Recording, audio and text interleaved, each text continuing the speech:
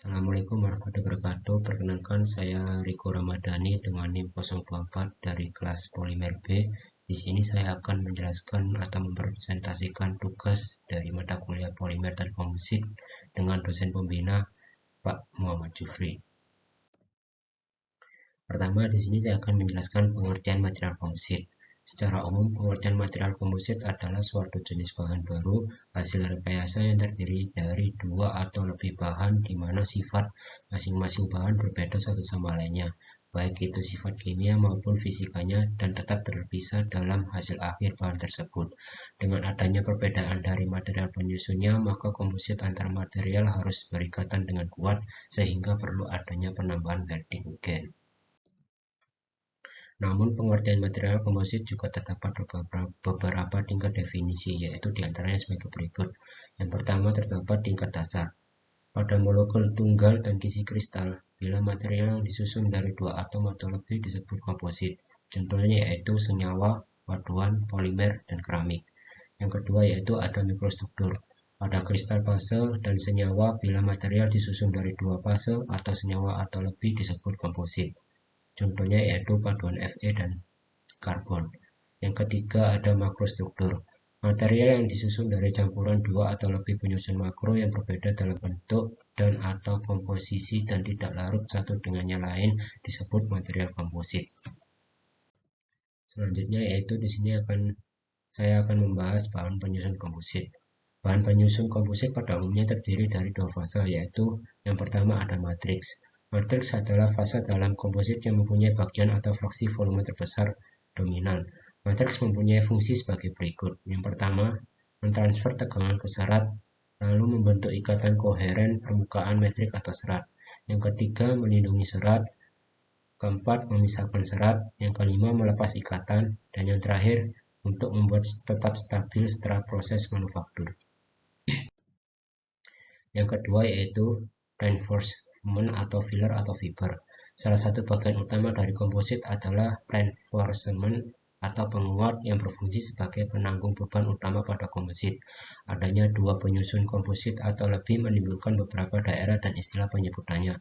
Metrik atau penyusun dengan fraksi volume terbesar, penguat atau penahan beban utama, interfase atau pelekat antar dua penyusun, interface atau permukaan fase yang berbatasan dengan fase lainnya. Secara struktur mikro, material komposit tidak merubah material pembentuknya dalam orde kristalin. Tetapi secara keseluruhan, material komposit berbeda dengan material pembentuknya karena terjadi ikatan antar permukaan antar matriks dan filler. Syarat terbentuknya komposit yaitu adanya ikatan permukaan antara matriks dan filler. Ikatan antar permukaan ini terjadi karena adanya gaya adhesi dan kohesi. Dalam material komposit, gaya adhesi dan kohesi terjadi melalui tiga cara utama, yaitu ada interlocking, gaya elektrostatis, dan gaya van der Waals. Kualitas ikatan antar matriks dan filler dipengaruhi oleh beberapa variabel, antara lainnya yaitu ukuran partikel, rapat jenis bahan, fraksi volume material, komposisi material, bentuk partikel, kecepatan dan waktu pencampuran, penekanan, dan pemanasan. Selanjutnya yaitu saya akan membahas sifat komposit. Sifat maupun karakter dari komposit dapat ditentukan oleh beberapa berikut. Yang pertama, material yang menjadi penyusun komposit. Karakteristik komposit ditentukan berdasarkan karakteristik material penyusun menurut rule of mixture sehingga akan berbanding secara proporsional. Yang kedua yaitu pembentuk dan penyusunan struktural dari penyusun bentuk dan cara penyusunan komposit akan mempengaruhi karakteristik komposit. Yang terakhir yaitu interaksi antar penyusun. Bila terjadi interaksi antar penyusun akan meningkatkan sifat dari komposit. Selanjutnya yaitu beda komposit dengan alloy. Perbedaan antara komposit dan alloy adalah dalam hal sistem proses pemaduannya. Komposit bila ditinjau secara mikroskopi masih menampakkan adanya komponen metrik dan komponen filler. Sedangkan alloy telah terjadi perpaduan yang homogen antara metrik dan filler. Selanjutnya yaitu pada material komposit. Dapat leluasa merencanakan kekuatan material yang diinginkan dengan mengatur komposisi dari metrik dan filler. Sifat material yang menyatu dapat dievaluasi dan diuji secara terpisah. Klasifikasi komposit. Berdasarkan metrik, komposit dapat diklasifikasikan dalam 3 kelompok besar, yaitu yang pertama, komposit matrik polimer atau KMP, atau bisa dibilang polimer sebagai metrik. Yang kedua, komposit metrik logam atau KML, atau bisa dibilang logam sebagai metrik. Yang terakhir yaitu komposit metrik keramik, KMK, atau bisa dibilang keramik sebagai metrik. Yang pertama yaitu komposit metrik polimer. Polimer metrik komposit atau yang sering disebut juga dengan fiber reinforced polymer merupakan salah satu jenis material komposit di mana material komposit tersebut tersusun atas serat pendek ataupun serat kontinu yang digabung menjadi satu oleh matriks polimer organik. Komposit ini bersifat yang pertama yaitu biaya pembuatan lebih rendah, dapat dibuat dengan produksi massal, ketangguhan yang baik, mempunyai tahan simpan yang baik, dan siklus fabrikasi dapat dipersingkat.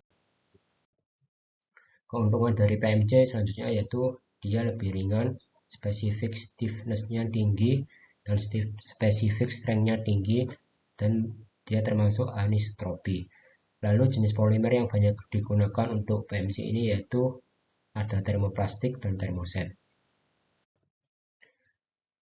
Aplikasi PMC yaitu sebagai berikut. Yang pertama, matrik berbasis polister dengan serat gelas. Bisa digunakan sebagai alat-alat rumah tangga, panel pintu kendaraan, lemari perkantoran, dan peralatan elektronika. Yang selanjutnya yaitu matriks berbasis termoplastik dengan serat gelas. Dapat digunakan sebagai kotak air radiator. Yang terakhir, matriks berbasis termoset dengan serat karbon dapat digunakan sebagai rotor helikopter, komponen ruang angkasa, dan rantai pesawat terbang. Yang kedua, ada komposit matrik logam. Metal metrik komposit adalah salah satu jenis komposit yang memiliki metrik logam. Material MMC mulai dikembangkan sejak tahun 1996. Pada mulanya yang diteliti oleh Continuous Filament MMC yang digunakan dalam aplikasi aerospace. Kelebihan MMC dibandingkan PMC yaitu yang pertama, transfer tegangannya dan regangannya yang lebih baik. Yang kedua, memiliki ketahanan terhadap temperatur yang tinggi, tidak menyerap kelembapan, tidak terbakar, dan kekuatan tekanan dan gaya geser yang baik. Namun dia memiliki kekurangan, yaitu biaya yang mahal dan standarisasi material dan proses yang sedikit. Untuk aplikasinya, aplikasi MMC dapat sebagai berikut. Yang pertama sebagai komponen otomotif. Bisa digunakan di bagian blok silinder, mesin puli, poros, atau kardan. Yang kedua sebagai digunakan untuk peralatan militer. Digunakan di bagian sudu turbin, cakram, kompresor, atau yang lainnya. Yang ketiga digunakan untuk di bagian aircraft, di bagian rak listrik pada pesawat terbang. Dan yang terakhir sebagai peralatan elektronik. Yang terakhir yaitu ada komposit matrik keramik. CMC merupakan material dua fasa dengan satu fasa berfungsi sebagai reinforcement dan satu fasa sebagai metrik, di mana matriknya terbuat dari keramik. Reinforcement yang umum digunakan pada CMC adalah oksida, karbid, dan nitrit. Salah satu proses pembuatan dari CMC yaitu dengan proses DeMOX, yaitu proses pembentukan komposit dengan reaksi oksidasi leburan logam untuk pertumbuhan metrik keramik di sekeliling daerah filler. Keuntungan dari penggunaan CMC yaitu yang pertama dimensinya lebih stabil, bahkan lebih stabil daripada logam. Yang kedua sangat tangguh, dan yang terakhir mempunyai karakteristik permukaan yang tahan aus. Namun dia memiliki kerugian yaitu sulit untuk diproduksi dalam jumlah besar. Harganya relatif mahal dan hanya untuk aplikasi tertentu. Untuk penggunaan aplikasi CMC yaitu sebagai berikut. Yang pertama sebagai chemical processing, dapat digunakan sebagai filter, membran, seals, liners, piping, atau hangers. Yang kedua sebagai power generation, digunakan untuk combustor, fans, nozzle, recuperators, heat exchange tubes, atau liner. Dan yang ketiga digunakan sebagai wet incineration, digunakan di bagian furnace part, burners, head pipes, filters, dan sensor. Yang keempat kombinasi dalam reaksi whisker atau SiC atau aluminium polikristalin untuk perkakas potong. Yang kelima sebagai serat grafit. Yang keenam sebagai grafit. Yang ketujuh untuk lithium aluminium silikat untuk jalan material mesin panas. Proses pembuatan komposit. Yang pertama terdapat open mode proses. Komponen proses terdapat dua bagian, yaitu hand layup dan spray layup. Yang kedua, terdapat proses closed mode proses yang terdapat dua tahap. Yang pertama yaitu ada resin film infusion dan pulverization. Dan yang terakhir yaitu ada aplikasi material komposit. Penggunaan komposit sangat luas, yaitu untuk yang pertama angkasa luar. Dapat digunakan untuk komponen pesawat, komponen helikopter, atau komponen satelit. Yang kedua digunakan sebagai kesehatan. Dapat digunakan untuk kaki palsu, sambungan sendi pada pinggang. Yang ketiga digunakan di bidang marinir atau kelautan. Bisa digunakan di bagian kapal layar atau kayak. Yang keempat digunakan di bidang industri pertahanan. Dapat digunakan di bagian komponen jet tempur, peluru, komponen kapal selam. Dan yang kelima dapat digunakan di bidang di industri pembinaan. Biasa digunakan di bagian jembatan, terowongan, rumah, atau tank. Yang keenam di bidang olahraga dan rekreasi. Bisa digunakan di beberapa bagian sepeda, stick golf, raket tenis. Dan yang terakhir di bidang otomobil. Bisa digunakan di bagian komponen mesin atau komponen kereta. Terima kasih atas waktu dan perhatiannya.